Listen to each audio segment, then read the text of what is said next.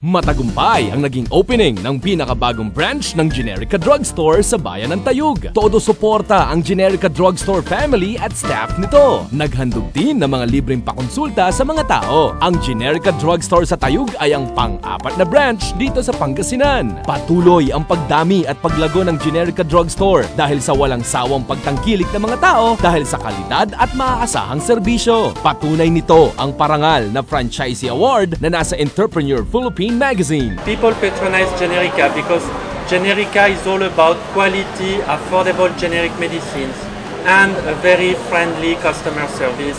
Inaaniyahan po namin once again ang lahat po ng ating kababayan dito sa Pangasinan na bisitahin niyo po ang Generica Magic Mall Tayug namin branch dito sa Pangasinan. Abangang muli ang pagbubukas ng Generica Drugstore sa Bayambang. Sa Generica, gamot at serbisyo, maaasahan dito.